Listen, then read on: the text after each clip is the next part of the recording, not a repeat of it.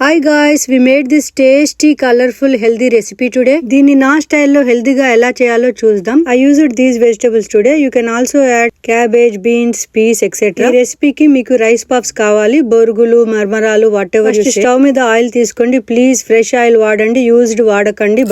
బతకటం కోసం కుబేరాలో చెప్పినట్టుగా యూజ్డ్ వాడకండి, పోతారు. లో పోపు దినుసులు వేసుకోండి. గ్రౌండ్ నట్స్ ఎక్కువ వేసుకుంటే ప్రోటీన్ వస్తుంది. పోపు దినుసులు ఫ్రై అయ్యాక క్యారెట్ వేసుకోండి. 1 minute మగ్గిన తర్వాత మిగిలిన వెజిటేబుల్స్ వేసుకోండి. వెజిటేబుల్స్ అన్నిటిని మూత పెట్టి 5 minutes మగ్గనియాలి. తర్వాత ఇందులో కర్రీ లీవ్స్, పసుపు, కారం, తగినంత ఉప్పు వేసుకొని ఇంకో 1 minute మూత పెట్టి మగ్గనియాలి. ఇప్పుడు ఇందులో ముందుగానే వాటర్ లో నానబెట్టుకున్న రైస్ పఫ్స్ ని మొత్తం వాటర్ స్క్వీజ్ చేసి వేసుకొని మంచిగా కలుపుకొని మరో 1 minute దీన్ని మూత పెట్టి మగ్గనియాలి. ఇప్పుడు ఇందులో లెమన్ జ్యూస్, తర్వాత కొత్తిమీర వేసుకొని సర్వ్ చేసుకోండి. మీది మెత్తగా సాఫ్ట్ గా చాలా బాగుంటుంది. ట్రై చేసి చూడండి. మీకు ఈ వీడియో నచ్చితే ప్లీజ్ లైక్ చేయండి. నా ఛానల్ కి సబ్స్క్రైబ్ చేసుకోండి. Thank you.